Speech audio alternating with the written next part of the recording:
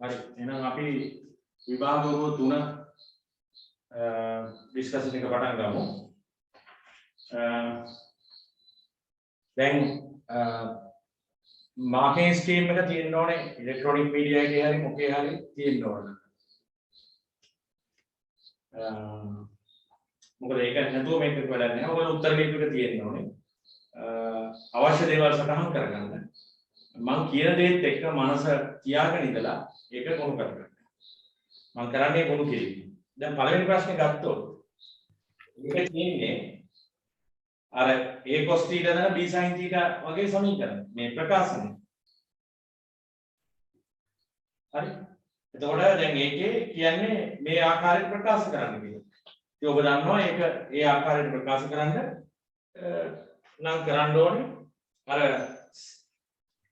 x cos x වලයි sin x වලයි සංගුණක දෙක වර්ග කරලා ඉදිරියට ගන්නවා. හරි. එතකොට ඔයගලන්ට පේනවද මෙතන මම අර අන්තිම උත්තරේ ලියද්දී අර ඒගොල්ලෝ කියන මොඩල් එකෙන්ම ලියලා තියෙනවා මම නේ. a cos x ඍණ θ කියලා ලියලා ඒකට ඉරි දෙකක් ගහලා යටින් මම ලියලා දෙනවා a කියන්නේ මොකද්ද θ කියන්නේ මොකද්ද කියලා. අර ඒගොල්ලෝ මේ වගේ මොඩල් එකක් මතු කරොත් ඒ මොඩල් එකෙන් මේක ලියන්නේ. හරි. ඊට පස්සේ කියනවා ඒ ධන දෙක එකට දෙකක් එකතු කරලා එන ප්‍රකාශනය. ඉතින් අපි දන්නවා මේ ප්‍රකාශනය E කියලා ගත්තා. එතකොට අර cos x ධන මූල 3යි sin x එක අපි හොයාගත්ත එක දැම්මා. එතනින් සුළු කරලා ගියා. හරි. එතකොට ඒකේ ඊට වැඩි කතා කරන්න දෙයක් නැහැ. දැන් මෙතන තියෙන සංසිද්ධිය මොකක්ද? මේ පළවෙනි කාරණේ තියෙන සංසිද්ධිය තමයි අර a cos θ ධන b sin θ වගේ එකක් තනිකර cosine එකකට ගේන්නත් පුළුවන් ඕනනම් sin එකකට ගේන්නත් පුළුවන්. මෙතන අපි පාවිච්චි කරලා තියෙන්නේ sin එකට ගෙනෙන්නේ. දැන් මේක cosine එකට ගෙනෙන්නේ. දැන් මේක sin එකට ගෙනෙන්න ඕන වුණා නම් අර භාගය වෙනුවට cos phi බෙදීම 3 දාන්නේ නැහැ අපි. එහෙනම් භාගය වෙනුවට අපි දාන්නේ sin phi බෙදීම 6. එතකොට මේක sin එකට උණනේ කරගන්න පුළුවන්. ඉතින් ඒක අපෙන් අහන විදිහ අනුව තමයි අපි මේ කර්තව්‍ය කරන්නේ. දැන් මම යනවා දෙවෙනි ගාන. දෙවෙනි ගාන ගත්තාම මෙන්න මේ තුන්වෙනි මාත්‍රයේ බහුපද ශ්‍රිතයක් දීලා තියෙනවා. මේ වක්‍රය මත කවර x කණ්ඩායමක ඇති ලක්ෂෝදීන් ස්පර්ශක x අක්ෂයට සමාන්තරයි සොයන්න. ඒතකොට ඔබ දන්නවා වක්‍රයකට අඳින ස්පර්ශකයක් x අක්ෂයට සමාන්තර වෙනවා නම් කිසියම් තැනක අපි ඒ කියලා හිතමු. x අක්ෂයට සමාන්තර වෙනවා නම් මෙයාගේ අනුක්‍රමණය බිඳුවයි. m බිඳුවයි. m බිඳුවයි කියලා කියන්නේ මෙයාගේ අවකලන සම්පූර්ණකයේ බිඳුවයි. dy by dx x සමානයි a වලට. අවකලන සම්පූර්ණකයේ බිඳුව. එහෙනම් අපි කරන්න ඕනේ මෙයාගේ වර්ග මේ සිතේ අවකලනය කරලා ඒ අවකලන සම්පූර්ණකයේ බිඳුව එන්නේ කවරනම් x වලදීද කියලා අපි හොයන්න ඕනේ. ඔබට පේනවා මම මේක අවකලනය කරලා තියෙනවා. සමාන්තර නිසා අවකලන සම්පූර්ණකයේ බිඳුවයි කියලා මම කියලා තියෙනවා. එතකොට අවකලන සම්පූර්ණකයේ බිඳුව නම් ඊට පස්සේ මට එනවා එතන a සමාන 1 හෝ a සමාන 3 කියලා. එහෙනම් අදාළ ලක්ෂ වල x කණ්ඩායම ටික ලැබෙනවා. ඒ අනුව මට y කණ්ඩායම ලැබෙනවා. ඉතින් හරි සරල දෙයක්. දැන් මේක කාට හරි බැරි වුණා නම් ඔබ ඔබේ සිතෙන්ම අහන්න. කවරනම් සිතුවිලි මගේ මනස තුල තාර්කානුකූල විශ්ලේෂණානුකූලව ක්‍රියාත්මක නොවන නිසාද මට මේක වැහුනේ. ඒක අහන්න ඕනේ ඔබ ඔබේ හිතින්. එතකොට මේ මොනවාද මේ ඩිස්කෂන් එකක් කියලා කියන්නේ මේ ගුරුවරයෙක් ඇවිල්ලා කියෝ ඉන්න එකක් නෙමෙයි. මම කරන්න ඕනේ ඔයගොල්ලන්ගේ සිත තුළ මතු නොවිච්ච ඒ තාර්කික විශ්ලේෂණාත්මක සිතුවිලි මොනවද කියලා ඔයාගේ ඔබගේ මූණ ඉස්සරහට ඇදලා පෙන්නන්නේ. මෙන්න මේක නේද ඔයාලට ඒ වෙලාවේ පෙනුන්නේ නැත්තේ. අන්න ඒ විදිහට හිතුවොත් පේපර් 10ක් විතර යනකොට ඔබ බලන්න ඔය තියෙන තේරම නැතුව යනවා. ඒකයි මම කිව්වේ මේකෙන් හැංගිලා පැනලා ගිහිල්ලා දෙන්න බෑ. right.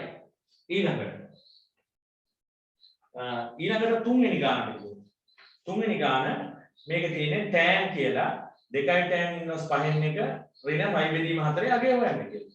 ඉතින් මම මොකද්ද කරලා තියෙන්නේ? tan ඉන්වර්ස් 1ට 5ට මම alpha කියලා නම් තියෙනවා. හරි. එතකොට එහෙනම් මේ මොකද්ද මේ ප්‍රකාශනය වෙන්නේ? tan 2යි alpha ඍණ y බෙදීම 4. මේ ප්‍රකාශය වෙන්නේ ඒකනේ. tan 2යි alpha ඍණ y බෙදීම 4. ඉතින් මම ඒක k කියලා අරන් තියෙනවා. මට අවංකව කියන්න දැන් මේ වෙලාවේ printed marking scheme එක නැත්තම් ඒක තියෙන්නේ ඉලෙක්ට්‍රොනික මීඩියා එකේ නම් මම මේ මගේ මේ පෙන්වන රූපරාමුයි ඒකයි දෙක එකට බලන්න බැරි දරුවෝ ඉන්නවනේ මත උසන්.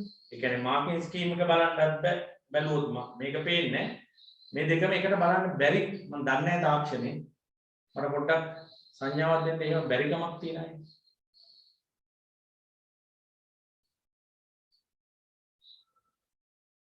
ඒ කියන්නේ ඒක පුළුවන් කියන එක නේ. හරි. ඒ කියන්නේ මේකත් හොඳට පේනවා. ඒකත් බලන්න පුළුවන්.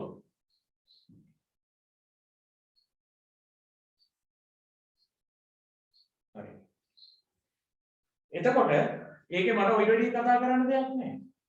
ඒතර ඔබ දැන් මේක හොඳට ස්ටඩි කරලා තියෙනවා නම් ඔබට තේරෙන්න ඕනේ එතන මම අර tan ඉන්වර්ස් පහෙන් එක වෙනකොට ඒක කෝණයක්නේ. ඒක ඇල්ෆා කියලා ගැනීම ඇතුලේ මේ දීලා තියෙන එක tan 2 alpha ඍණ 5 බෙදීම 4ට උගනේ උනා. එච්චරයි නේ මෙතන. right? ඊට පස්සේ මේක අගේ හොයුවාම ඍණ 17ට ඍණ 7ට 17 කියලා ඇවිල්ලා තියෙනවා. ඉතින් දැන් මේ ගාන කාට හරි අපි හිතමු කිසියම් ළමයෙකුට මේක කරන්න බැරි වුණා. ඉතින් එයාගේ මනසෙන් අහන්න ඕනේ. මට මොන තැනින්ද මාව બ્લોක් වුනේ? මේකට අදාළේ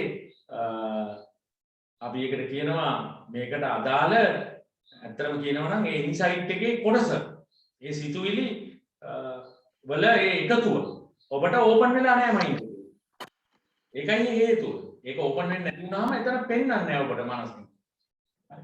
මට ඔය කොයිඩි ගැඹුරින් පැහැදිලි කරන්න පුළුවන්. ඒක කරන්න ගියොත් මෙතන කාලේ නාස්ති වෙනවා. නාස්ති වෙනවා නෙමෙයි අපේ අරමුණ ඒක නෙමෙයි. රයිට්. එතකොට ඒ කාරණේ. දැන් ඊළඟට යමු හතරවෙනි ගාන. අන්න ඒක මම පොඩ්ඩක් විස්තර කරනවා. දැන් මේ හතරවෙනි ගානේ මොකක්ද එතන ඇත්තටම කරේ? මේ සීමාව ගැටුවේ මොකක්ද අපි කරලා තියෙන්නේ කියන එක. දැන් සාමාන්‍ය සීමාව ගාන හදද්දී L සමානයි කියලා දාගන්නවා. ඒකේ තියෙනවා ලිමිට් x කියන එක බිඳුව කරා යන විට sin phi cos වර්ග x යට x වර්ගය කියන එක මේක π කියලා ඔප්පු කරනවා.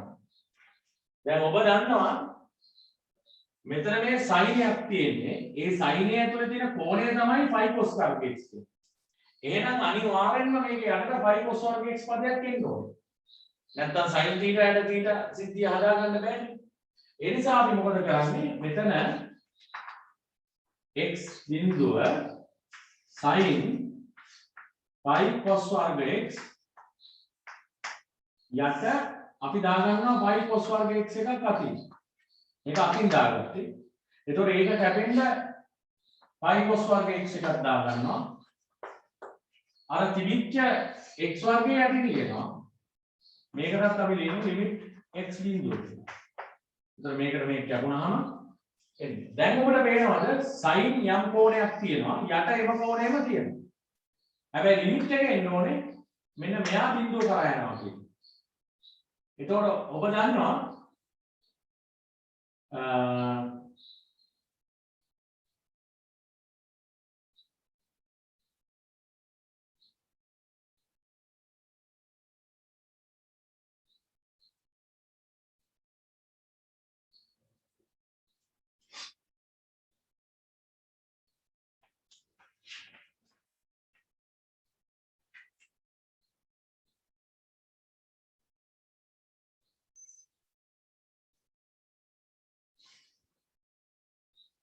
විතර වෙනස් කරන්න වෙනවනේ. මෙතන කිව්වොත් මම විතර වෙනවා. යන්න බැරුව වෙනවා. ලිමිට් එක හොයාගන්න බෑ. මොකද දන්නවද x බිඳුව කරා යනකොට phi cos වර්ග x බිඳුවට නෙමෙයි යන්නේ. phi cos වර්ග x යන්නේ phi ට. ඒතකොට ගැටලුවක් කියනවා. ඒ කියන්නේ මෙතන මම වෙනස් කරන්න ඕනේ. මම ගාන හදලා තියෙන විදිහ හරියි. මෙතන මේ දා ගන්න ඕනේ මේ cos වර්ග x කියන්නේ එක ඍණ sin වර්ග x. මෙතන ලිමිට් x බිඳුව sin phi එක ඍණ sin වර්ග x යට x වර්ගය. එතකොට එනවා ලිමිට් x බිඳුව sin phi ඍණ phi sin වර්ගය. phi ඍණ phi sin වර්ගය. යට x වර්ගය. මේක හරියට sin phi ඍණ θ වගේ. sin 180 ඍණ θ. ඔබ දන්නවා sin phi ඍණ θ කියන්නේ sin θ. ඒ කියන්නේ limit x බිඳුව sin phi sin වර්ග x. අන්න දැන් යටට දා ගන්නවා නම් phi sin වර්ග x එක. එතකොට ඒක කැපෙන්න මම උඩට දානවා phi sin වර්ග x එක. යටින් දා ගන්නවා x වර්ගය. දැන් මෙතන sin θ යට θ තියෙන්න ඕනේ. හැබැයි එතකොට තියෙන්න ඕනේ θ බිඳුව කරා කියන්නේ. මෙතන තියෙන්නේ x බිඳුව කරා කියලා. ඒ දෙක ගැලපෙන්නේ නැහැ. එතකොට දැන් අපි බලමු x බිඳුව කරා යනකොට sin x යනවා බිඳුව කරා. එතකොට sin වර්ග x යනවා බිඳුව කරා. එහෙනම් phi sin වර්ග x බිඳුව කරා යනවා. ඒ කියන්නේ x බිඳුව කරා යාම කියන එක තුල්ලයයි phi sin වර්ග x බිඳුව කරා යාම කියන කතන්දරේ. එහෙනම් මෙතනින් පස්සේ මම ලිමිට් එක වෙනස් කරනවා. ලිමිට් phi sin වර්ග x බිඳුව කරා මේ ලිමිට් එක x බිඳුව කරා යනකොට phi sin වර්ග x බිඳුව කරා යන්නේ. මොකද sin x බිඳුව කරා යන නිසා.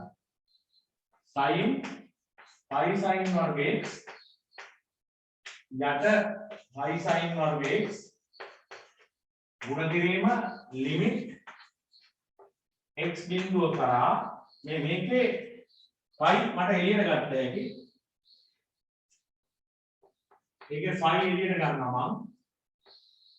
හරි? phi එළියට ගන්නවා.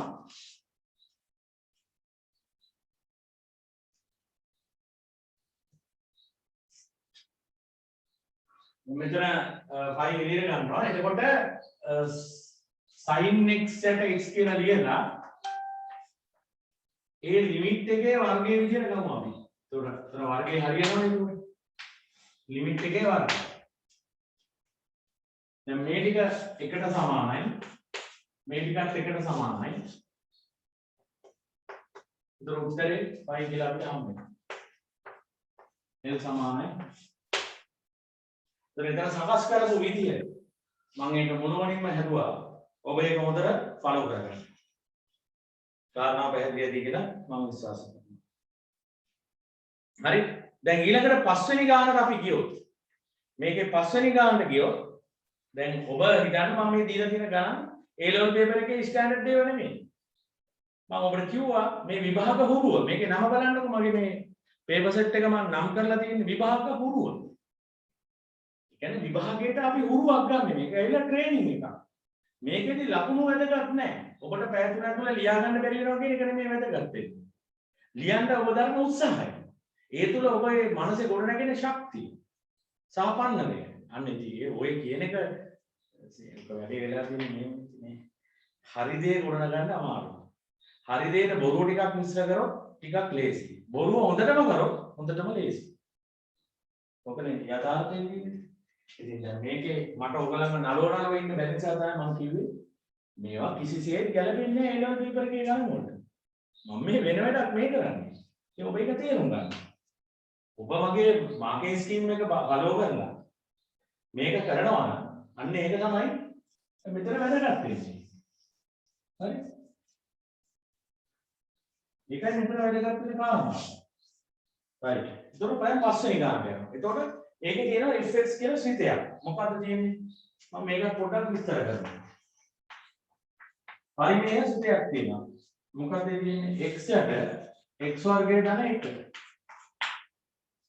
ඊට පස්සේ අපි අහනවා මෙම ශ්‍රිතයේ නිතිමතින් වැඩිවන්නේ x කවර ප්‍රාන්තරය තුලදීද සොයන්න. ඉතින් මම ඔබට පැහැදිලිවම ඔප්පු කරලා දෙන්නවා. නිකන් නෙමෙයි. තියරි උගන්වනකොට මම ඔප්පු කරලා දෙන්නවා ශ්‍රිතයක් නිතිමතින් වැඩි වෙන්නේ මොනොටොනිකලි ඉන්ක්‍රීස් වෙන්නේ. ඒක විදිහට වැඩි වෙන්නේ එයාගේ ප්‍රථම අවකලන සංගුණකයේ ධන වෙනව පවතින සීමාවක් තුල. ඉතින් අපි මොකද කරන්නේ මේකදී? මෙයා අවකලනය කරනවා.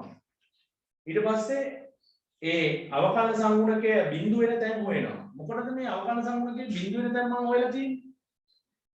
මේ f'(x) කියන මේ ෆන්ක්ෂන් එකේ හැසිරීම බලන්න යන්නේ. එයා කොයි ප්‍රාන්තරයේද ඍණ වෙන්නේ කියන්නේ. ඔබට මතක නේද අසමානතා විසඳද්දී අපි මොකද කරන්නේ? ඒ අසමානතාවයේ සියලුම පද එක පැත්තකට ගෙනල්ලා තනි ශ්‍රිතයක් හදාගෙන විශාලයි බිඳුව හෝ කුඩායි බිඳුව හෝ කියලා නේද උඩ තියෙන්නේ. එක පැත්තකට සියලුම පද ගෙනල්ලා තනි ශ්‍රිතයක් හදා ගන්නවනේ. සුළු කරලා ඊට පස්සේනේ ඒකේ ලවේ හරයේ සාධක බිඳුව වෙන තැන් ටික ශූන්‍යයන් කියලා සංඛ්‍යා රේඛාවක මාක් කරන්නේ අපි. ඊට පස්සේනේ අපි එක එක ප්‍රාන්තරයට අදාළව මොකක් හරි පරීක්ෂණකයක් දාලා මේ හොයාගත්ත ශ්‍රිත ධන විදියටද තියෙන්නේ ඍණ විදියටද තියෙන්නේ කියලා අපි සොයා බලනවානේ. ඉතින් ඒකම තමයි මේ කරලා තියෙන්නේ. f'(x) හොයලා තියෙනවා. ඊට පස්සේ දැන් මට බලන්න ඕනේ මේ f'(x) කියන මේ ෆන්ක්ෂන් එක. මේකත් ශ්‍රිතයක්. ප්‍රථම අවකලන සංගුණක ශ්‍රිතය මේ තියෙන්නේ. එතකොට මෙයා සමහර ප්‍රාන්තරවලදී ධන වෙනවා, සමහර ප්‍රාන්තරවලදී ඍණ වෙනවා, තව සමහර ප්‍රාන්තරවලදී ධන වෙනවා. ඒ ආදී වශයෙන් මෙයා හැසිරීම වෙනස් කරනවා. ඉතින් මේ ප්‍රාන්තර මොනවද කියලා අඳුරගන්නේ මෙයාගේ ශූන්‍යයෙන් මාක් කරලානේ. ඉතින් මේකේ හරය බිඳුව වෙන ශූන්‍යයක් නැහැ කොහෙවත්. ලවයේ x සමාන 1 x සමාන ඍණ 1 ශූන්‍ය වෙනවා. ඉතින් සංඛ්‍යා රේඛාවක මම මේ ටික ලකුණු කරලා මෙයාගේ ලකුණු පරීක්ෂා කරලා බලලා තියෙනවා. බලපුවම මට පේනවා ඍණයකට අඩු පැත්තේ ධනයකට වැඩි පැත්තේදී f'(x) ඍණයි කියලා. මේ sorry නිතිමතින් වැඩි වන්නේ නෑනේ. ඒතකොට f'(x) ධනයි. මේ ඍණ 1යි ධන 1යි අතර. ඍණ 1යි ධන 1යි අතර f'(x) ධනයි කියලා ඔප්පු වෙනවා. ඒකනේ අර f'(x) කියන ෆන්ක්ෂන් එක හොයලා එයා හැසිරෙන විදිය ප්‍රාන්තර වලට අනුව චෙක් කරනවා. ඉතින් මේ ප්‍රාන්තර කොහොමද අඳුරගන්නේ? මොනවද ඒවල බවුන්ඩරි? ඒ බවුන්ඩරිය වෙන්නේ මේ ශ්‍රිතයේ ශූන්‍යකය. ලවේසා හරේ සීන සාධක බිඳු වෙන තැන් වලින් තමයි අර බවුන්ඩරි කැඩෙන්නේ. ඉතින් ඕකමනේ අපි කරේ අසමානතාව විසඳන්නේ. ඔක්කොම පද එක පැත්තට ගෙනල්ලා ශ්‍රිතයක් හදාගෙන ඒකේ ලවේ හරේ පුළුවන් තරම් සාධක කඩලා ශූන්‍යකයන් මාක් කරලා ටෙස්ට් කරනවා. හරි. එතකොට දැන් නිතිමතින් වැඩි වෙනවා නම් x විශාලයි 1 ඍණ 1 වෙන්න ඕනේ. ඉතින් ඊට පස්සේ අහනවා මේ ඒකෙන් අහනවා මොකද්ද මේ x සමානයි බිඳුවේදී වක්‍රයට අඳින ස්පර්ශකයේ x අක්ෂයේ ධන සාධන වාමාවර්ත සාධන කෝණය. ඉතින් අපිට කෝණය නම් හොයාගන්න බෑ. අපිට පුළුවන් මේ කෝණයේ tan නගය හොයාගන්න. ඒ tan නගය කියන අනුක්‍රමණයනේ. ඒ tan θ සමානයි අවකලන සංගුණකය. f' බිඳුව. ඒ කියන්නේ බිඳුවේදී අවකලන සංගුණකය. ඒ ස්පර්ශකය බිඳුවේදී අදින ස්පර්ශකය x අක්ෂයේ ධන දිශාව සමග සාධන කෝණය x සමානයි බිඳුවේදී අදින ස්පර්ශකය x අක්ෂයේ ධන දිශාව සමග වාමාවර්ත සාධන කෝණය θ නම් මේ ඒ tan θ සමානයි මේ රේඛා අනුක්‍රමණය. මේ රේඛා අනුක්‍රමණය. ඒක අනුක්‍රමණය කියන්නේ මෙතන අවකලන සංගුණකය. මෙතන කියන්නේ බිඳුවේදී එහෙනම් f'(x) නෙමෙයි f' බිඳුව. මෙතන අවකලන සංගුණකය. මෙතන අවකලන සංගුණකය. මෙතන අවකලන සංගුණකය කියන්නේ f' බිඳුවනේ. x සමානයි බිඳුවේ. ඒක සමානයි එතනදී අඳින ස්පර්ශකයේ අනුක්‍රමණය. ඒ කියන්නේ tan θ. අපිට එනවා 1යි කියලා කියන්නේ θ 5 දී. හරිද? ඉතින් දැන් ඔබෙන් අහන්න. ඔබෙන් අහන්න. ඔබේ සිතෙන් අහන්න. මොන සිතුවිලිද මට මේ මගේ දුරස් වෙලා තියෙන්නේ කියලා. ඒක තමයි මේ ඩිස්කෂන් එකක් කියන්නේ. තමුන්ගේ හිත විවර කරලා බලනවා. හරි? මොනවද මේ මට හිතෙන්නේ නැති කොටස් මොන ඒරියා වලින්ද මාව මේ අහුවෙන්නේ කියන එක. right? එතකොට ඒක ඊළඟ 6 වෙනි ගන්න. ඒක නම් මම හිතන්නේ කතා කරන්න ඕනේ. ඒක බොරු වැඩක්. ඊළඟට මේ 7 වෙනි ගන්න. මේ 7 වෙනි ගන්න මේක මම හදලා දාපු ගැටලුවක්. මේක මම හදලා දාපු ගැටලුව. මේ බොහෝ ගැටලු මම හදලා දාපු ඒවා. දැන් මෙතනදී මොකක්ද මම බලන සංසිද්ධිය. මම මේක සංසිද්ධියක් චෙක් කරන්නේ. මොකක්ද සංසිද්ධිය දන්නවද? වර්ග ශ්‍රිතයකට අවමයක් තියෙන වෙලාවක ඒ අවමය ධනාගයක් නම් වර්ග ශ්‍රිතයකට අවමයක් තියෙන වෙලාවක ඒ අවමය ධනාගයක්. ඒ අවමය ධනාගයක් නම් මේ වර්ග ශ්‍රිතයේ බිඳුවට සමාන කරපුවාම ලැබෙන වර්ග සමීකරණයට තාත්වික මූල නැහැ. ඒ ඉතින් බිඳුවට මෙයා සමාන වෙන්නේ. අවමයක් තියෙන වර්ග ශ්‍රිතයක අවමගේ බිඳුවන ඒ වර්ග ශ්‍රිතයේ බිඳුවට සමාන කරපුවාම එන වර්ග සමීකරණයට එක මූලයක් තියෙනවා. අවමයක් තියෙන වර්ග ශ්‍රිතයක අවමගේ ඍණාගයක් තියෙනවා. ඒ වර්ගසිතේ බිඳුවට සමාන කරපුවාම එන වර්ග සමීකරණයේ මූල දෙකක් තියෙනවා. ඕකම අපිට උපරිමයකට කතා කරන්න පුළුවන්. උපරිමයේ ඍණාංගයක් නම් ඒ කියන්නේ x අක්ෂයෙන් යට තියෙන්නේ. එහෙනම් මූල නැහැ. උපරිමයේ බිඳුව නම් වර්ගසිතේ බිඳුවට සමාන කරපුවාම එන සමීකරණයට එක මූලයක් තියෙනවා. උපරිමයේ ධනාංගයක් නම් ඔක මම කරා ඔයගොල්ලන්ට මතක් කරගන්න. මම ඔය සංසිද්ධිය දුන්නා. ඕකෙන් 2000 මට මතක හැටියට 12 ගාන දීලා තියෙනවා. ඒක මම පන්ති ඒ වීඩියෝ එකක් විදිහට හදලා දැම්මා ඔයගොල්ලන්ට. ඉතින් ඒක තමයි මම මෙතන මේ චෙක් කරලා තියෙන්නේ. දැන් මම ඉස්සල්ලාම කියනවා ලැම්ඩා විශාලයි බිඳුව තාත්වික අගයේදී fx අනුතම අගය මේ බව පෙන්වනවා. එනයින් fx සමාන බිඳුව සඳහා තාත්වික ප්‍රභින්න මූල දෙකක් තියෙනවා නම් ලැම්ඩා විශාලයි 4 1 කියලා පෙන්වන්නේ. ඉතින් fx සමාන බිඳුවට තාත්වික ප්‍රභින්න මූල දෙකක් තියෙන්න නම් දැන් මෙයාට අවමයක් නේ තියෙන්නේ. එහෙනම් මේ අවමගේ ඍණාංගයක් වෙනවා. ඉතින් ඒ තර්කය තමයි මම කොටනගලා තියෙන්නේ. ඒ තර්කය තමයි මම කොටනගලා තියෙන්නේ. fx සමාන බිඳුවට තාත්වික මූල දෙකක් ඇත්නම් fx වල මින් එක කුඩයි බිඳුවයි.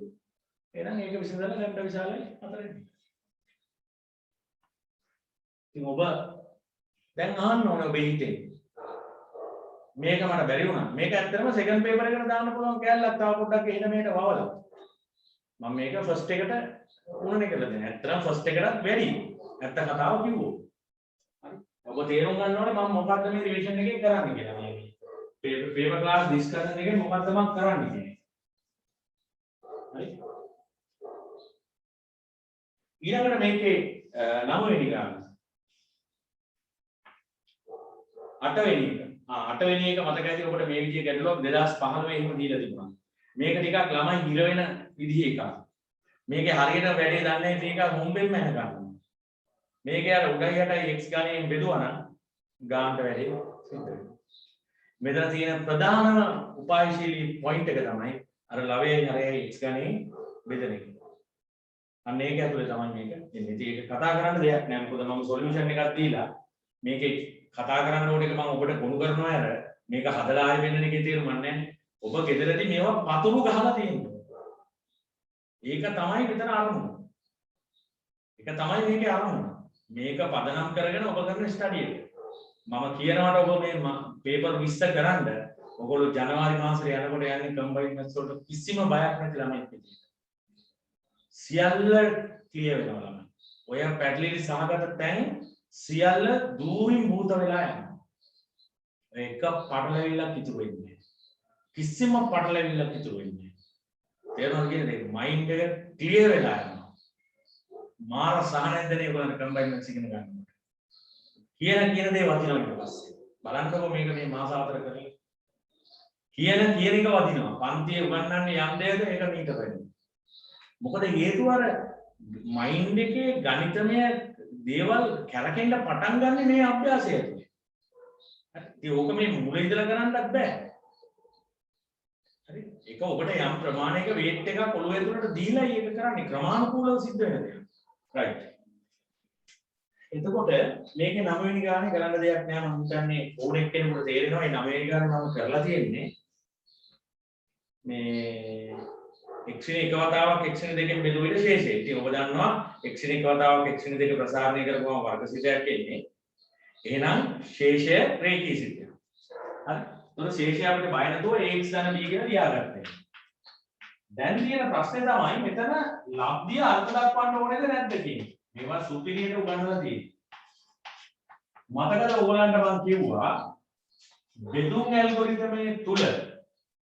බෙදුම් ඇල්ගොරිතමේ තුල තියෙන සම්පූර්ණ නොදන්න රාශි ගානට සමාන රේඛීය සාධක ගණනක් තියෙනවා නම් මේ භාජකයේ තුල ප්‍රශ්නයක් නැහැ. දැන් මේ මුළු බෙදුම් ඇල්ගොරිතමේ පුරාවටම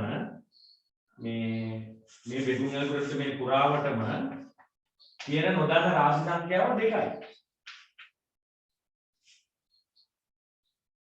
එතකොට මේ භාජකයේ එකිනෙකට වෙනස් සාධක දෙකක් තියෙනවා. එහෙනම් අපිට බය වෙන්න දෙයක් නැහැ. මොකද x සමාන 1 ආදේශ කරපුවාම මේ කැලේ බිඳුව වෙනවා. එක සමීකරණයක් එනවා. x සමාන 2 ආදේශ කරපුවාම ආපහු මේ කැලේ බිඳුව වෙනවා. තව සමීකරණයක් එනවා. ඉතින් නොදන්න රාශි දෙකක් වань සමීකරණ දෙකයි ඕනේ. එතකොට මේ පැත්තෙන් එනවා f1 කියලා දෙයක්. f එක කලින් දන්නවා දැන්.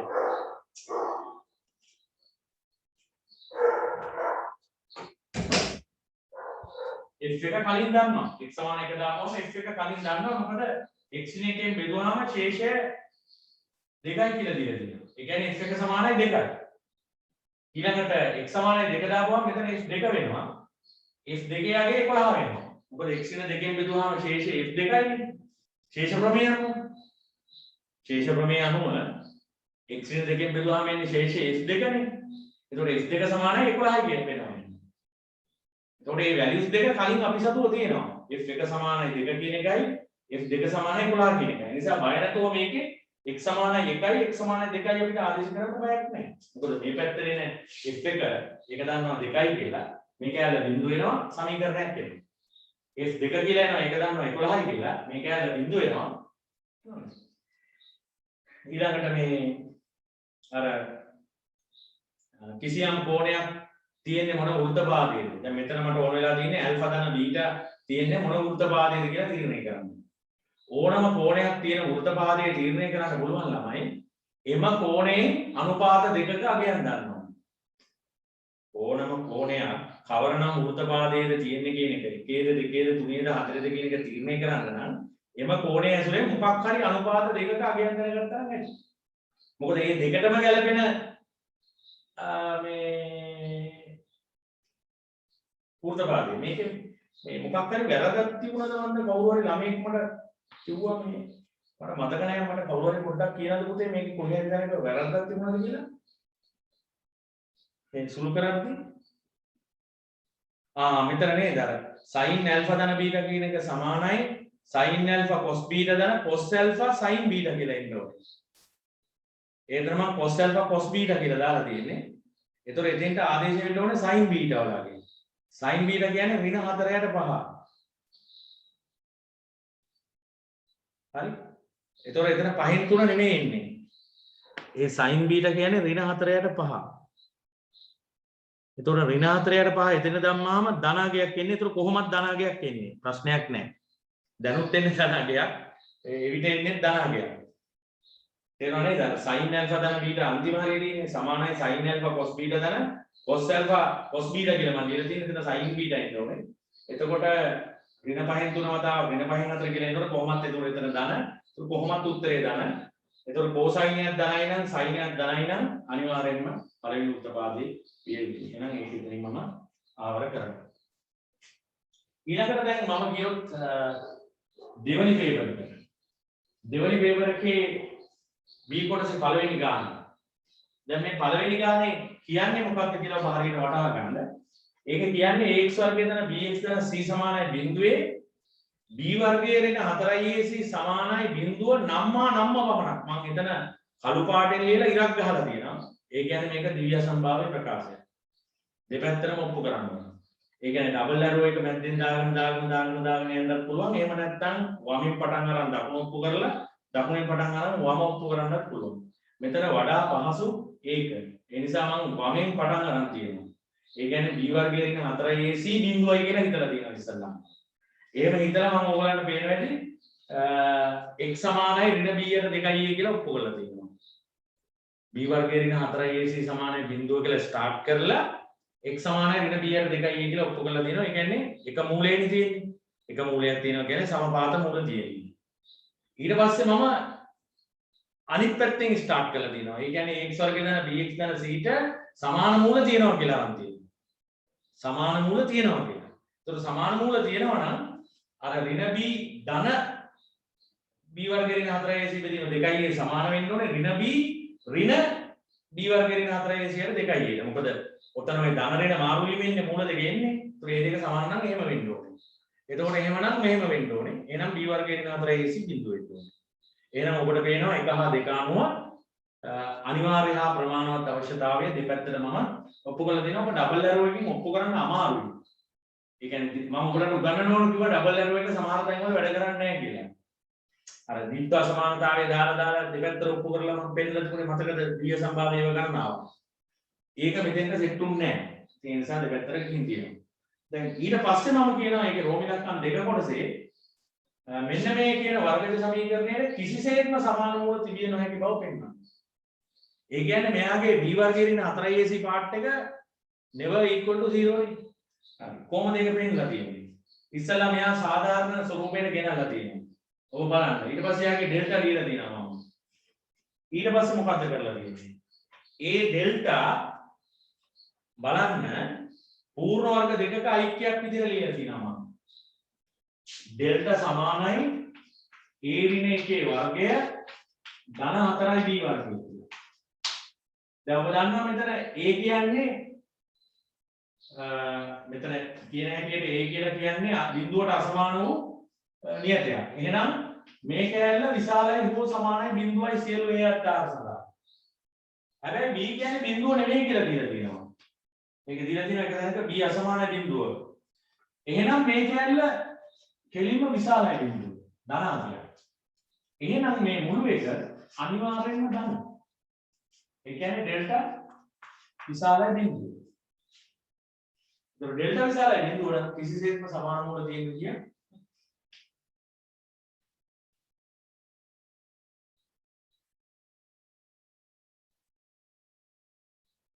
एक मान लक्षण रे तार के गुणा कर देना एक पास से डेल्टा असमान है बिंदु की डेल्टा विशाल है बिंदु और डेल्टा असमान है बिंदु ये क्या है बिंदु है ना डेल्टा एमनी साहब किसी से इसमें समान मूल दिए नोहे के लिए पकड़ लेना ඒ දැන් බලන්න මේ ගාන අපිට හදන්න බැරි ගානක්ද කියන්නේ. දැන් මේ ගානට තියෙනවා ලකුණු ඔතෙන්ට එනකොට 90ක්. ඔය ලකුණු 90 90ම ගත්ත කෙනෙක් ඉන්නවනම් අත උස්සන්න මේ වෙලාවේ පන්ති. ඔය ලකුණු 90න් 90ම ගත්ත දරුවෙක්.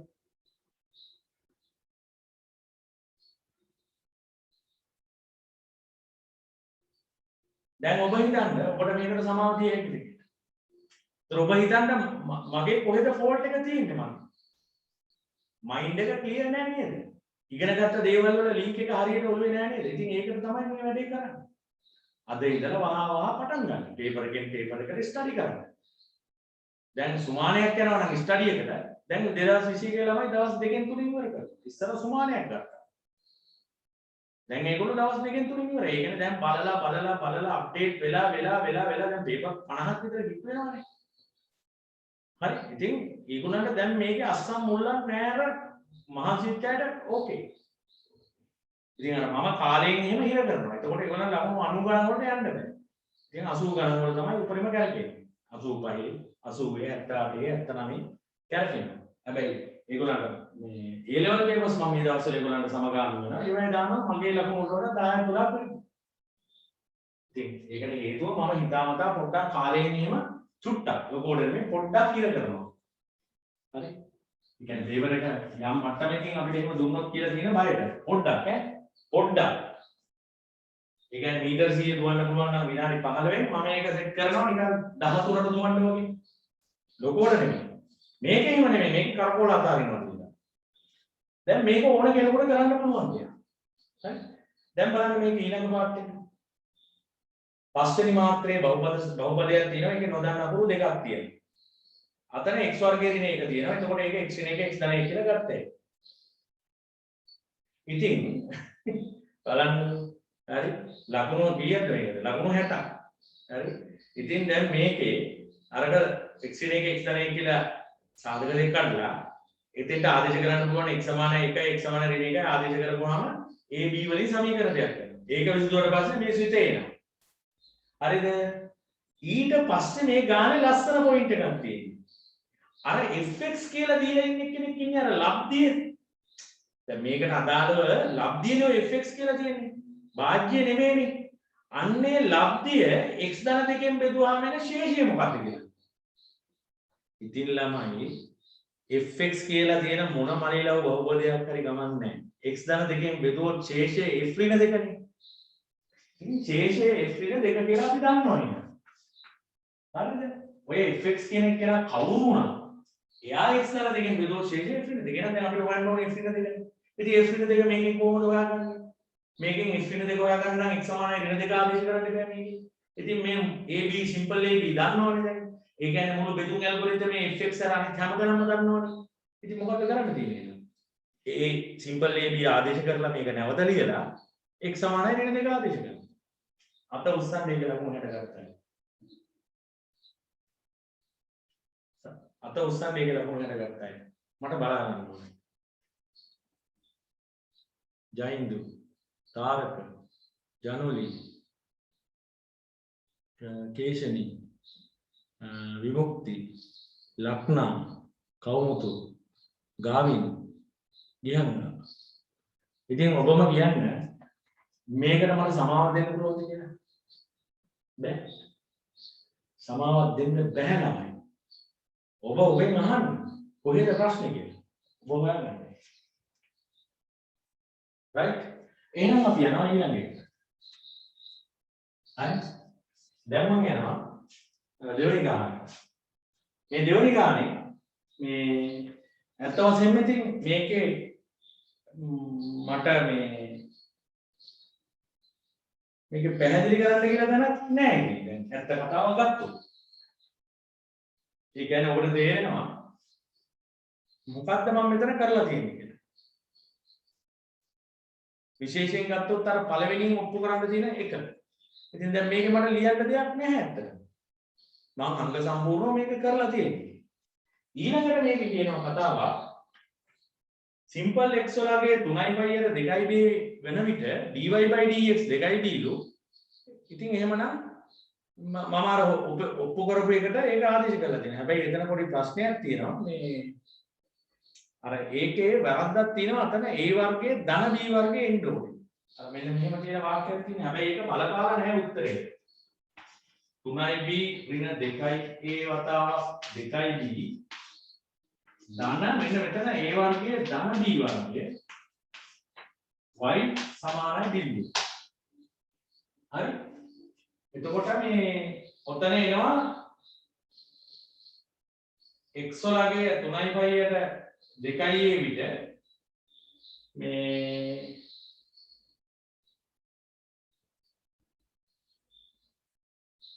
y සමානයි බිඳුවයි කියලා. ඔප්පු වෙනවා. ඒක ඔප්පු කරගන්නේ අර දීලා තියෙන සිතේ. දීලා තියෙන සිතේට ආදේශ කරනවා. x සමානයි 3යි යට 2යි b විට y වලගේ බිඳුවයි කියලා එනවා. ඇත්තටම මේ මෙතන මේකට මොකක් හරි සමීකරණයක් විදිහට මේක ආවනම් තමයි හොඳ. එතන මගේ අතින් ඒක ලියවිලා නැති එක ඇත්තටම මට පස්සේ තේරුණා ඒක එච්චර හොඳ නැහැ කියලා. ඒකට අඩු ගානේ තරු ලකුණක් හරි මොකක් හරි දාලා ඒ සමීකරණේ නම් කරගන්න ඕනේ. අර මැද්ද ධන වෙන්න ඕනේ. ඊට පස්සේ y සමානයි බිඳුව කියලා එනවා. අර ඒක ආදේශ කරන්නේ අර සිතේ හොයාගෙන තියෙන්නේ. y වලගේ බිඳුවයි. හරි ඒක ඔබට තේරුණානේ සුළු කරපුවාම එන්නේ නැහැටි. මේ cos 270 බිඳුව වෙනවා. ඊට පස්සේ y වලගේ මෙතෙන්ට ආදේශ කරලා තියෙනවා. ඒ y වලගේ මෙතෙන්ට ආදේශ කරාට පස්සේ මේ අපිට එනවා b වතාවක් 3 ඍණ 4යි සමානයි බිඳුවයි කියලා. නමුත් b සමානයි බිඳුව කියලා දීලා තියෙනවා. එහෙනම් මේකෙන් එනවා a සමානයි 3යට 4යි. හරි. ඊට පස්සේ පළවෙනි සමීකරණයට ආදේශ කරලා තියෙනවා x සමානයි 3යි යට 2යි b. x සමානයි 3යි යට 2යි b කියන එක අර පළවෙනි සමීකරණයට ආදේශ කරලා තියෙනවා. එතකොට එතනින් ආපුවාම 2 සමානයි e වල 9යි යට 8යි b කියලා එනවා. 2 සමානයි e වල 9යි යට 8යි b කියලා එනවා. right? 2 සමානයි e වල 9යි යට 8යි b කියලා එනවා. එහෙනම් ලඝු විපාදයට 2 සමානයි 9යි යට 8යි b. එහෙනම් මේකෙන් b යුක්ත කරලා තියෙනවා. දැන් මේ කම්ම මට ඔප් වෙනවනේ 9යි යට 8යි b සමානයි ලෙන් 2 කියලා. ලඝු විපාදයට 2 කියලා. එහෙනම් මේකෙන් b යුක්ත කරලා තියෙනවා. එච්චරයි කරලා තියෙන්නේ.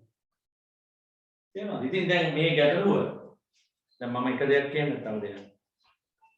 දැන් මේක තියෙනවා නේද? දැන් මගේ ඩිස්කෂන් එක තියෙනවා නේද?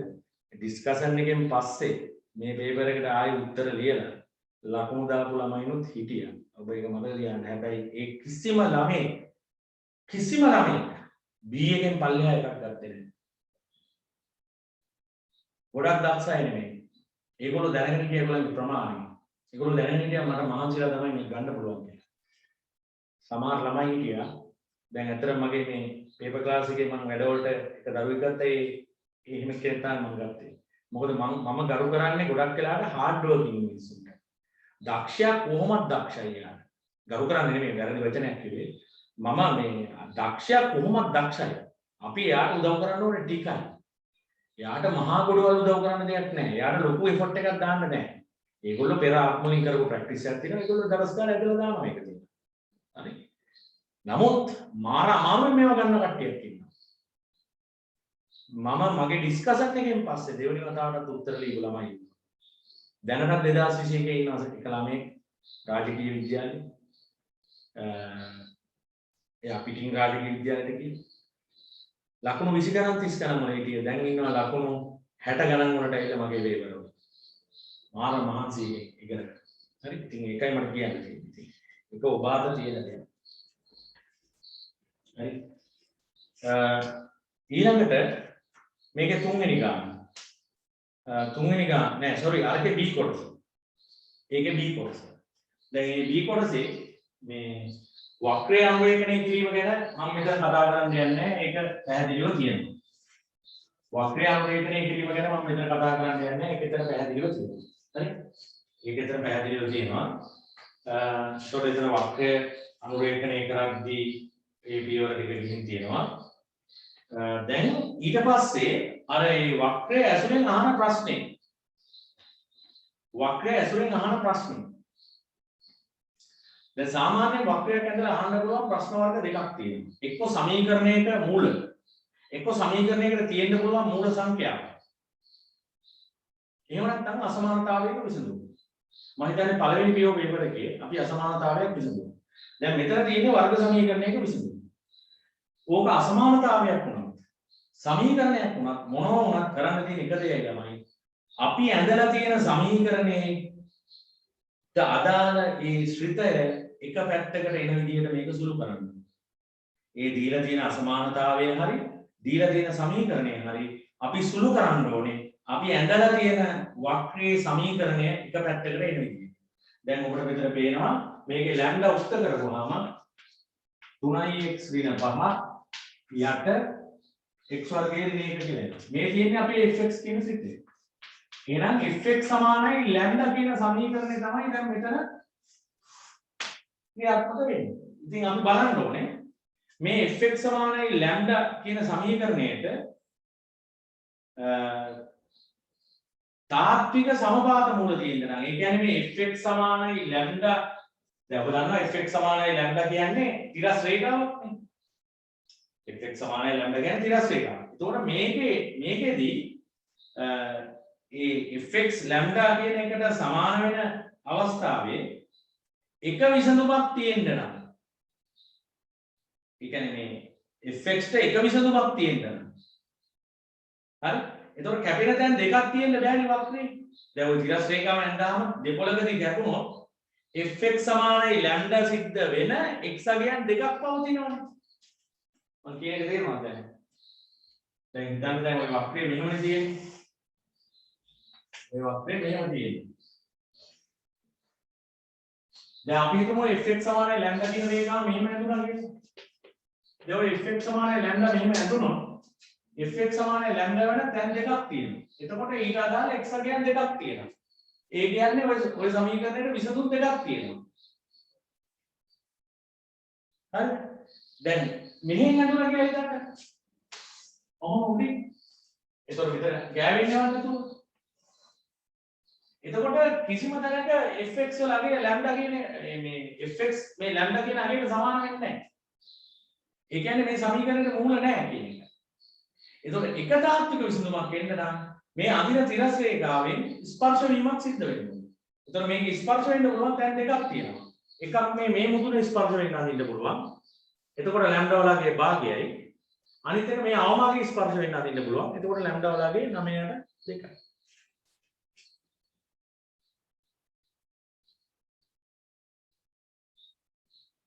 තේරුණාද? ඒ කියන්නේ දැන් අර සමීකරණයේ බිඳුවට සමාන වෙනකොට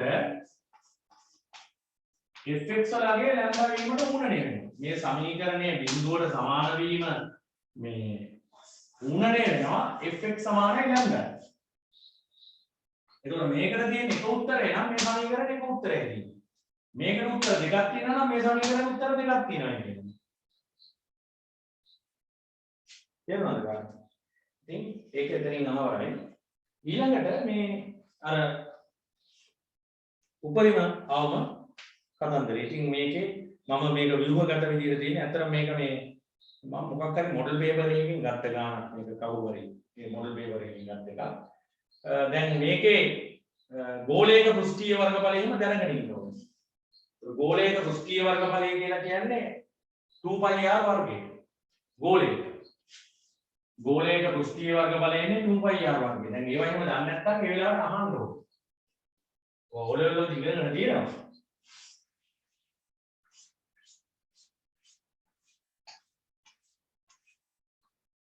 අරේ ආරු ගෝලයක පෘෂ්ඨීය වර්ගඵලය සමානයි 2πr වර්ගය. එතකොට මේක අර්ධ ගෝලයක් වුණාම වෙන්නේ මේ ගෝලීය කොටසේ වර්ගඵලය πr වර්ගය වෙනවා. ඊට අමතරව මෙතන තව πr වර්ගයක් තියෙනවා මතු පිට පෘෂ්ඨ වර්ගය. ඒ 2πr වර්ගය ඉන්නේ. ඉතින් මේ ඝන වස්තුවේ පරිමාව 20.5 කියලා දීලා තියෙනවා. ඉතින් ඒක සුළු කරලා ගන්න එක ඒක මම කියලා දෙන්න ඕනේ නැහැ. ඒක ඉතින් ඔබ දන්නවා මේක අරන් තියෙන්නේ කොහොමද කියන එක. ඉතින් ඒ තියෙන පෘෂ්ඨ සංඛ්‍යාව බලලා ඉතින් ඒවා මේ බබා පාට් කරන්න බෑනේ. ඉතින් ඒක අරගෙන තියෙනවා. ඊට පස්සේ ඒක අවකලනය කරලා තියෙනවා. ඒ අවකලනය කරපු එකේ dA ට dr අරන් තියෙනවා මම. ඊට පස්සේ ඒකේ r ගණයේ දින 15 වෙනවනේ. ඒක මම ඝන දෙහිකාන්තරයෙන් සාධක කඩලා දෙනවා. අර 15 කියන එක මම උතන එනවනේ දැන් මෙහෙම එකක්. නැත්තම් කොහොමද දැන් හොයාගන්නේ? dr dr බිඳු වෙන මේ දැන් හොයාගන්න එපා. එහෙම ඉතින් ඝන දෙහිකාන්තරයෙන් සාධක කඩන්න නැතුව පුළුවන් ඕක. මම එතන මේ සාධක කඩලා අරගෙන ඒ සාධකේ අරන් තියෙනවා. මෙතන එනවනේ dr සමානයි 8.5 3r වර්ගය r ගණයේ දින 15 කියන මේ 15 ලියලා තිනවා 15 තුලින් එකේ බලයේ ගණයේ විදිහට ඉඳලා තියෙනවා. ඒතර මේක ඝන දෙහිකාන්තරයෙන් සාධක කඩලා තියෙනවා. 15 තුලින් එකේ බලයේ ගණයේ විදිහට මේක ඉඳලා තියෙනවා. අර හිතලා නෙමෙයි අරන් තියෙන්නේ. 15 තුලින් එකේ බලයේ ගණයේ විදිහට. ඒතර ඝන දෙහිකාන්තරයෙන් සාධක කඩලා dr dr බිඳුව වෙන දැන් හොයලා 15 තුනෙන් එකේ බලයේදී බිඳුව වෙනවා කියලා පේනවා. ඒක දෙපැත්තේ ඉතින් අපි දන්නවනේ මෙතන අවමයක් තියෙන කියලා තමයි. අපි යන්නේ අවමයක් තියෙනවා කියලා වෙන්නන්නේ. ඉතින් අවමයක් තියෙන්න නම් මොකද වෙන්න ඕනේ කියන්නේ? අවමයක් තියෙන්න නම් මෙතෙන්දී 15 තුනෙන් එකේ වන තැනදී තමයි බිඳුව වෙන්නේ. ඒතර අවමයක් තියෙනවා කියන්නේ මෙහෙම නෙමෙයි මේක දැන් පවතින්න ඕනේ මේක.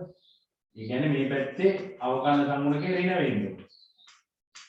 මේ පැත්තේ ධන වෙනවා. ඒතකොට මේක එහෙම අර සාධක කැඩුවට පස්සේ අපි ආයේ අගයන් දාලා පෙන්නන්න දෙයක් නැහැ. සාධක කැඩුවට පස්සේ මේ ලියන ස්ටේට්මන්ට් එක වැලිඩ්.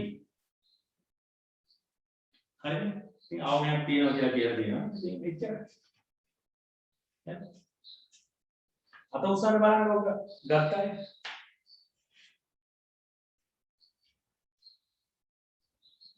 පොඩ්ඩක් බලා ගන්න.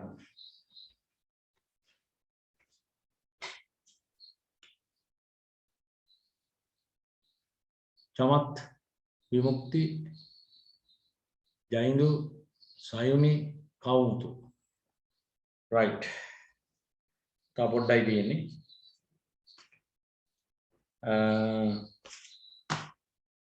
හතරවෙනි ගාන. ළමයි මම වතුර චුට්ටක් බීලා ඉන්නම් බොහොම අපහසුයි. 10:45ට 10:15 වෙනකොට ඉවර කරන්න. තව විනාඩි 10යි 15යි.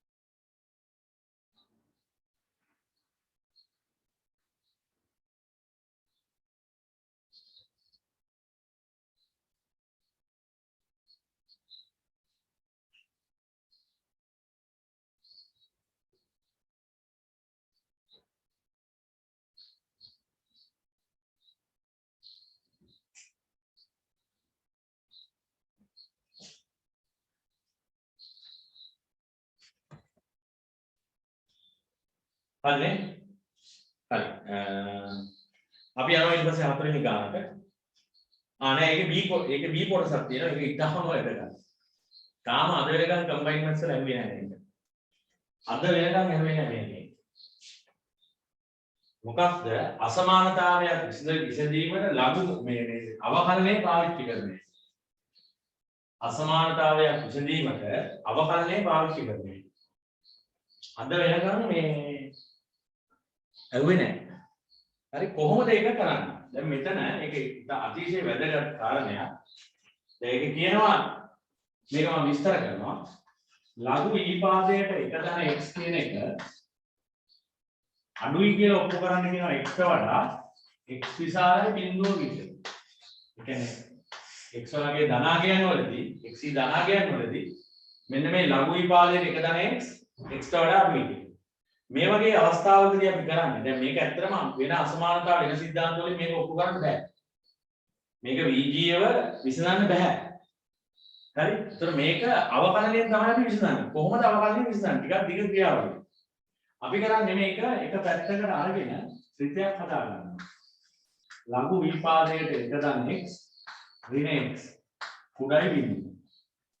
දැන් අපි ඔප්පු කරන්න try කරන්නේ මෙන්න මේක. මේක නෙමෙයි අපි ඔප්පු කරන්න try කරන්නේ. මේක කුඩයි බිඳුව කියන්නේ.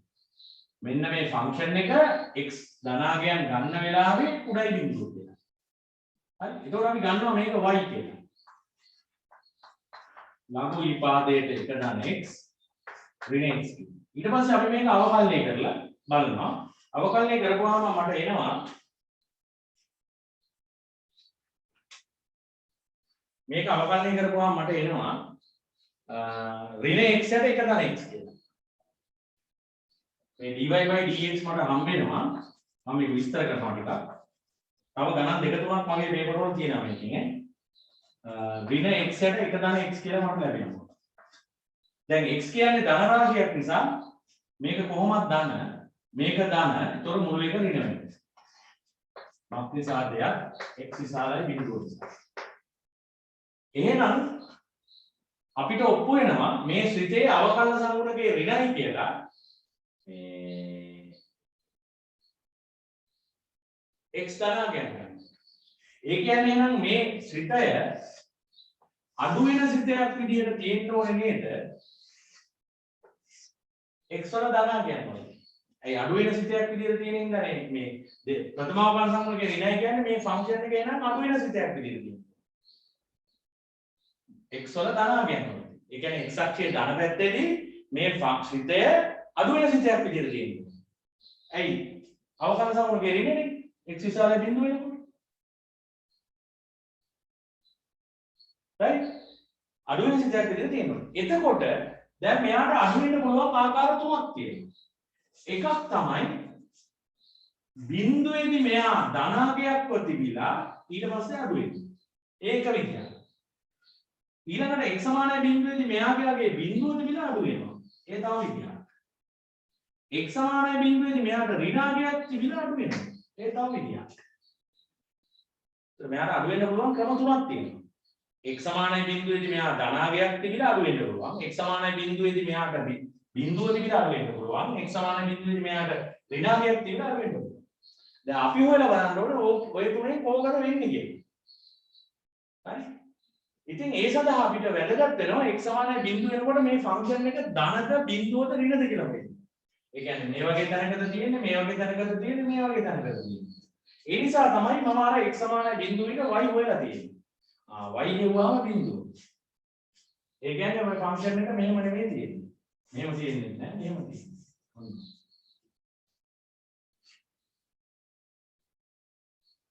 එතකොට x සමාන මෙයා වැඩ කරන්න පටන් ගන්න මෙහෙම. එහෙනම් x සමානයි බිඳුවේදී බිඳුවයි x සමානයි ධන වෙනකොට මෙයා ඍණ. ඒ කියන්නේ මෙයා මෙන්න මෙහෙම තියෙන්නේ කියලා අපි කිව්වේ. ඒ කියන්නේ x අක්ෂයේ ධන පැත්තේදී මෙයා අනිවාර්යයෙන්ම ඍණ. x වලගේ බිඳුවේදී මෙයාට බිඳුව තියෙනවා කියන්නේ මෙයා අඩු වෙන සිතේකුත් කියලා තොප්පු කරලා ඉවරයි. එහෙනම් බිඳුවේ ඉඳලා අඩු වෙන්න බෑනේ. ධන පැත්තට බිඳුවේ ඉඳලා අඩු වෙන්න ඕනේ ඍණ පැත්ත. ඒ කියන්නේ නම් අපට තර්කයක් ගේන්න පුළුවන් අර රෝම ඉලක්කම් 1 හා 2 අනුව x විශාලයි බිඳුව විට y කුඩායි බිඳුව වෙනවා. ඒ කියන්නේ මෙයා මෙහෙම හැදිරෙනවා. තේරුණා නේද කාට? තාර්කේ තේරුණාද කියන්නේ? හොඳට පැහැදිලිද? අර මම මෙතන 1 හා 2 අණු කියලා නම් කරලා දෙනවා. මොකක්ද 1 කියන්නේ? x විශාලයි බිඳුව විට y සිතේ අඩු a කියන එක. 1 කියන එකේ තියෙන්නේ x විශාලයි බිඳුව විට y සිතේ අඩු a කියන ප්‍රකාශය. ඒක තමයි 1 කියලා මම හරන්නේ. මේක 1. ඊට පස්සේ මේකෙන් එනවා x විශාලයි බිඳුව විට y කුඩායි බිඳුව කියන.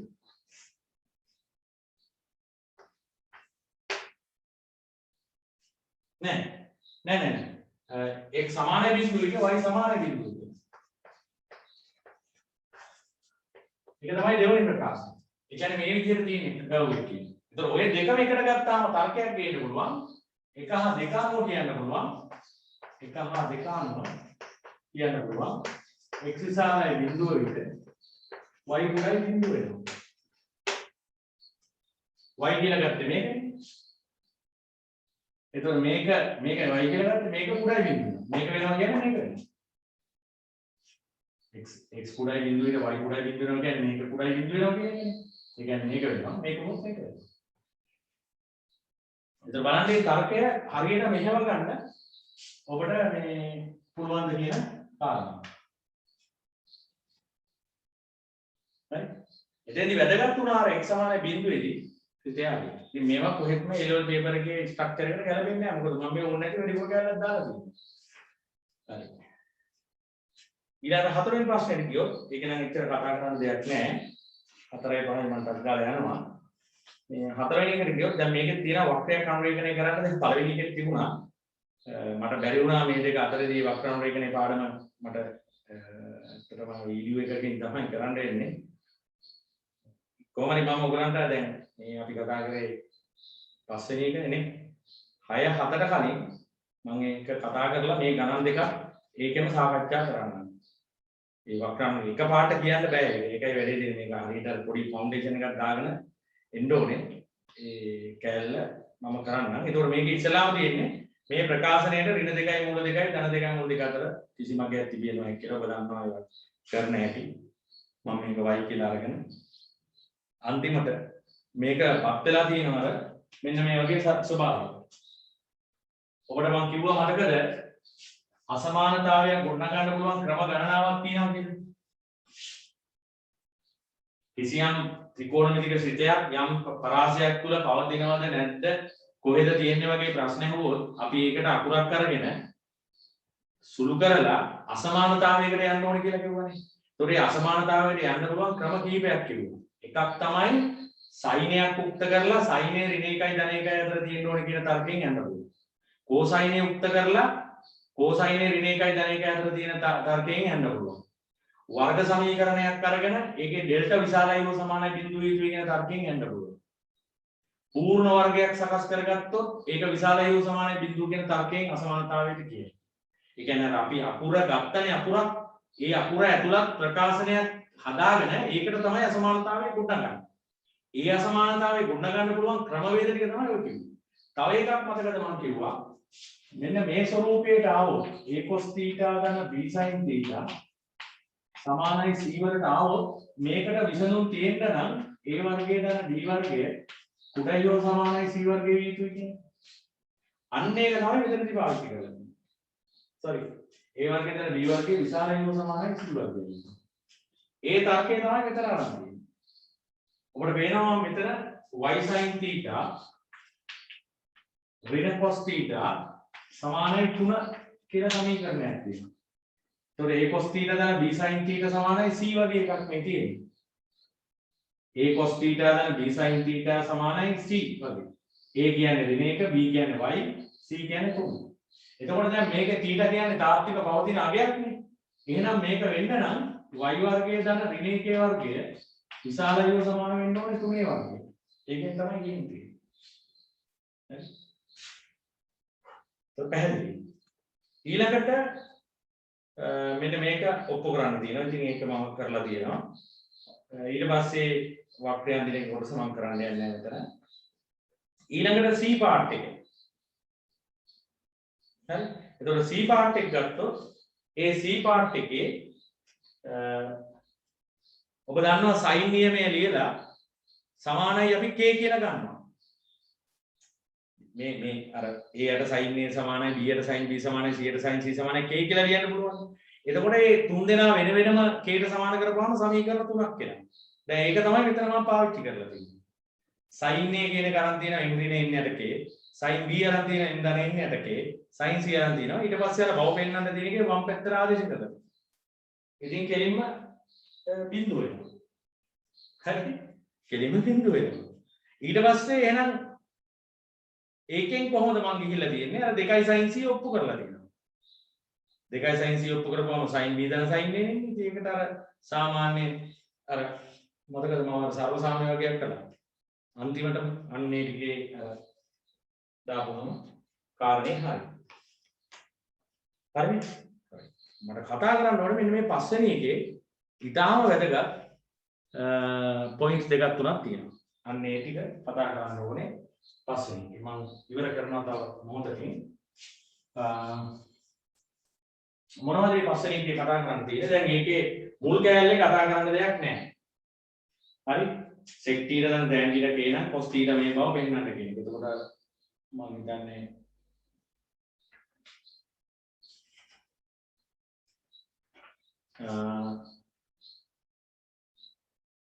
අපිට පේනවා මේක අරන් තියෙන එක අර cos අර θ කියන එක n pi බෙදීම 2 n ඔත්තේ වන අවස්ථාවේ අන්න ඒක පොඩ්ඩක් මේ කන්ඩිෂන් එක බලන්න. එතන තියෙනවා θ අසමානයි n pi බෙදීම 2 n ඔත්තේ කියලා. ඒතර දැන් මෙතෙන්ට ඔත්තේ යගයක් ආවොත් එනවා 1 කියලා. ඒතර θ සමානයි pi බෙදීම 2. cosine බිඳුවයි. මෙතෙන්ට 3 දැම්මා කියන්නේ θ සමානයි 3යි pi බෙදීම 2. cos θ බිඳුවයි. මෙතෙන්ට 5 දැම්මා කියන්නේ θ සමානයි 5යි pi බෙදීම 2. cos θ බිඳුවයි. අර ඒ එතනද අර θ අසමානයි n pi බෙදීම 2 n ඔත්තේ කියන එක දීලා තියෙන්නේ අර හරයේ තියෙන cos θ sorry ඉස්සරහින් තියෙන cos θ බිඳුව නෙමෙයි කියන එක කියන්නේ. හරි? පැහැදිලිද කියන්නේ cos θ බිඳුවනොත් එහෙනම් මේක තේරුමක් නැතු වෙනවා. ඊට පස්සේ ඒක ආරම්භ තියෙනවා. හරි? එතනින් මම හිතන්නේ පැහැදිලි. ඒක නෙමෙයි මට කියන්න ඕන. මෙන්න මේකේ රෝම ඉලක්කම් දෙක කොටස. මේකේ රෝම ඉලක්කම් තුනේ කතා කරන්න දෙයක්වත් නැහැ. මෙන්න මේ රෝම ඉලක්කම් දෙක කොටස මේක මම අර තියෙනවා මේ ජෝසප් බ්ලේකි කියලා පරණ පොතක්. යුනිවර්සිටි මැතමැටික්ස් කියලා එක පාඩයක් ජෝසප් බ්ලේකි කියන එකේ. අන්න ඒකෙන් දාපු ගණන් මම මේ තියෙන්නේ. හරි දැන් මේකේ කියනවා ඉස්සෙල්ලාම මෙන්න මේක මම පොඩ්ඩක් විස්තර කරලා එතන ඉවරයි ක්ලාස් එක. cos 4යි θ සමානයි 8යි cos 4 බලයේ θ ඍණ 8යි cos වර්ග θ ධන 1.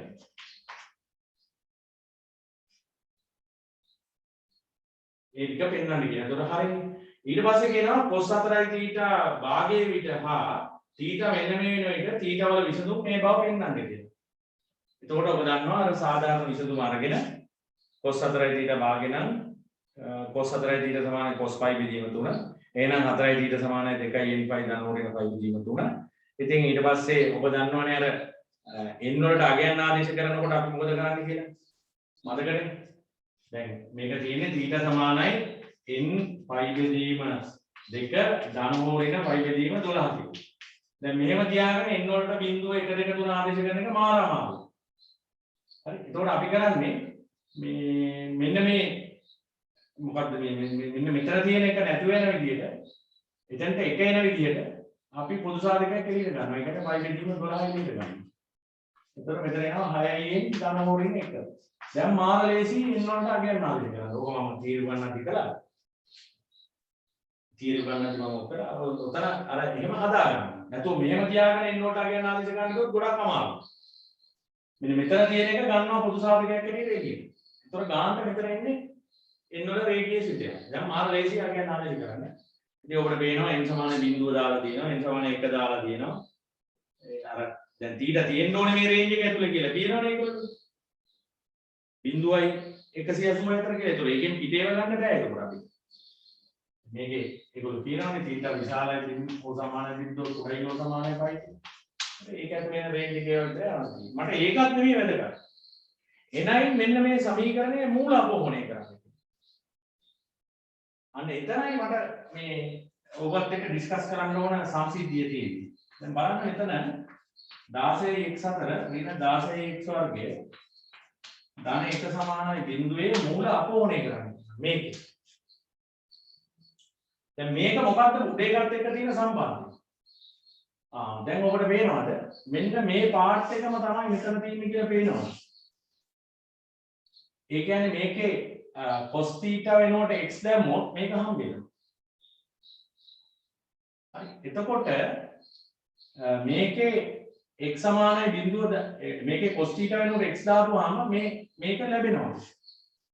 ඒතකොට මේ කෑල්ල බිඳුවයි කියලා කියන්නේ දැන් මේකේ මේක ලැබෙනවා මේකේ cos θ වෙනකොට x දාපුවා.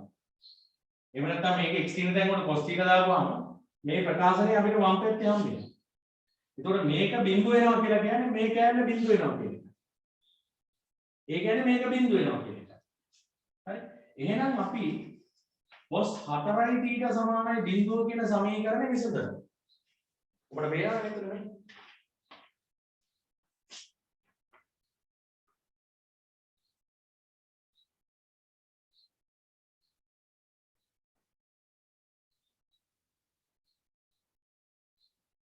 නෑ පොඩක් ඉන්න. නෑ මෙතන පොඩක් ඉන්න.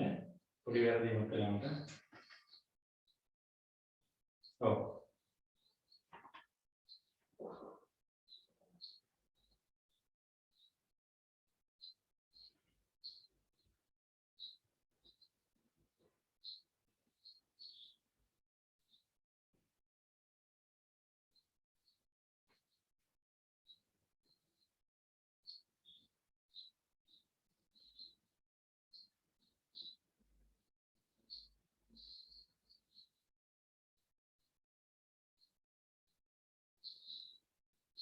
හරි මේක නෙමෙයි මෙතන තියෙන්නේ.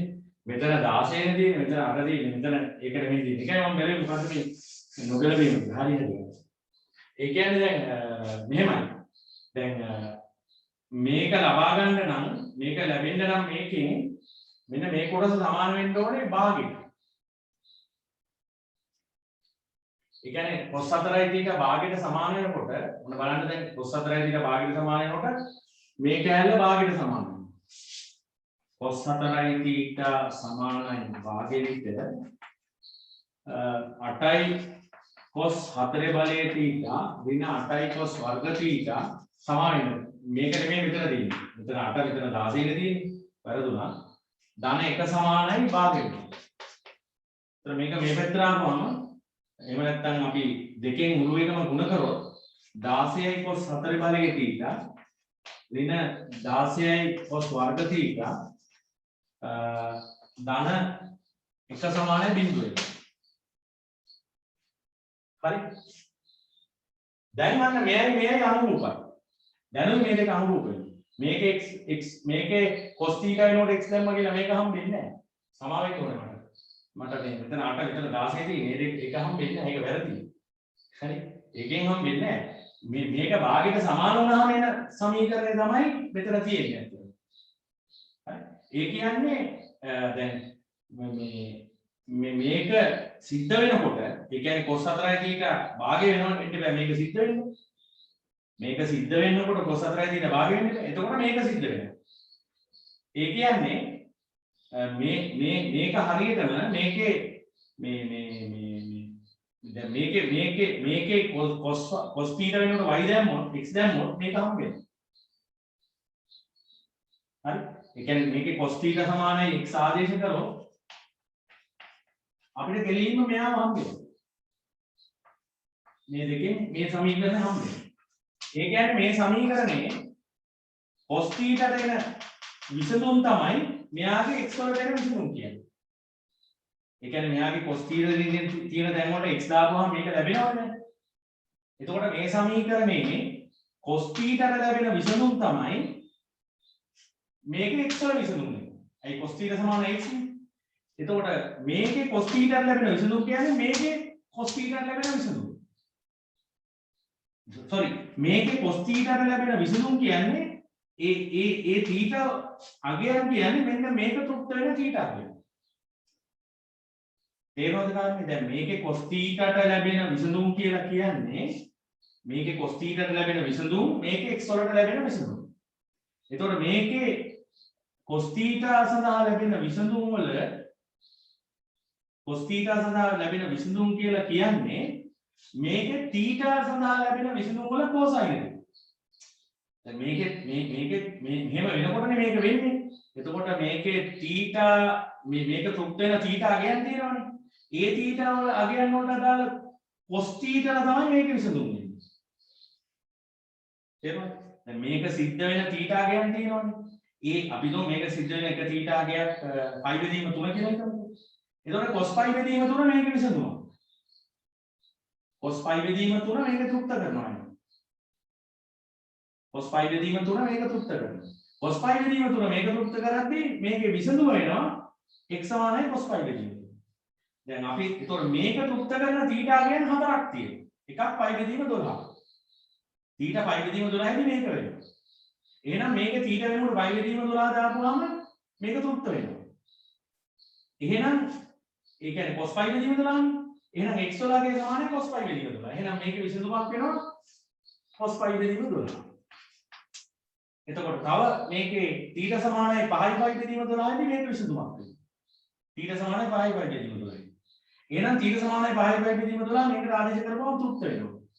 ඒ කියන්නේ cos 5යි π බෙදීම 12 මේක විසඳුමක් වෙනවා. ඒ කියන්නේ x සමානයි cos 5 බෙදීම 12 වෙනවා. එහෙනම් මේකේ අනිත් විසඳුම cos 5 බෙදීම 12. cos 5යි π බෙදීම 12. ඊළඟ තව මේක විසඳුමක් තියෙනවා 7යි π බෙදීම 12 කියන. එතකොට මේක විසඳුමක් 7යි π බෙදීම 12. එහෙනම් θ වෙනකොට 7යි π බෙදීම 12 ආවම cos 7යි π බෙදීම 12 මේක විසඳුමක්. එහෙනම් x සමානයි 7යි π බෙදීම 12 වෙනවා. එහෙනම් මේකේ තවත් විසඳුමක් එනවා. cos 7යි π බෙදීම 12. තේරුණාද? පැහැදිලිද? එතකොට එහෙනම් අර හතරවෙනි මාත්‍රයේ සමීකරණයේ විසඳුම් ටික වෙන්නේ cos π බෙදීම 12 cos 5යි π බෙදීම 12 cos 7යි π බෙදීම 12 cos 11යි π බෙදීම 12. ඊළඟ එක නම් මම හිතන්නේ කියන්න දෙයක් නැහැ. නිකම්ම sin නියමේ දාපු ගමන් මේ උත්තරේ එනවා. ඒක sin නියමේ නිකන් දාපු ගමන් ඒකේ උත්තරේ එනවා. ඉතින් sin අර AD බෙදීම sin 30 සමානයි DC බෙදීම sin 45. අර කෝණ නිකන් O level දැනුමින් අර කෝණ ටික හොයාගෙන එතෙන්ට යන්නයි කියන්නේ. එහෙනම් මගේ යුතුයකම මම ඉෂ්ට කරා. දැන් ඔබ ගෝඨාභය කිව්වා වගේ ඔබේ යුතුයකම ඉෂ්ට කරන්න මම මගේ එක ඉෂ්ට කරන්නම් වගේ නේ. ඔන්න මගේ එක ඉෂ්ට කරා. දැන් ඉතින් ඔබ දක්ෂ වෙන්න ඕනේ මේ ටික කරගෙන යන්න. තේරෙනවද? ඉතින් දැන් වෙලාව රාත්‍රී 11:02යි. ඉතින් එහෙම තමයි. එහෙනම් දරුවෝ සියලු දෙනාටම සුබ රාත්‍රියක්. අයුබෝවන්. Thank you, sir. Good night. Thank you, sir. Good night, sir. Good night, sir. Thank you. Welcome. Good night. කාට හරි මොනවා හරි ආන්න ඕන නම් ඉඳලා ආන්න මම අන්තිම එක්කෙනාත් යනකම් ඉන්නවා.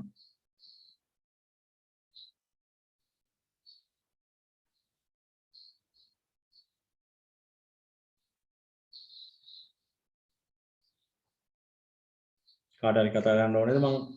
Sir, Oh yes. sir මේ මාසෙට class fees ගෙවලා receipt එක දැම්මා. සර්ට් එක ලැබුණා නේද කියලා. හරි පුතේ මම බලන්නම්. මම තාම අර ඔයගොල්ලන්ගේ අර හතරවෙනි පේපර් එකේ සමහර අයගේ මේවාක් බලන්න හම්බුන්නේ නැහැ මට. මම බලන්නම්. මම බලලා ඕකේ කරන්න පුතේ. ඔයා දාලා තියෙනවා නම් මම බලන්නම්. ඔව් ලකුණුත් එක දාපින්ද සර්ට් හොයාගන්න බැරි කියලා. හරි. හරි සාරංග ඕකේ. good night. Good night, sir.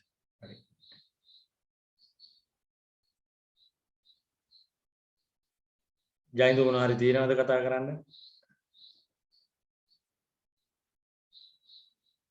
Tharushi තියෙනවද?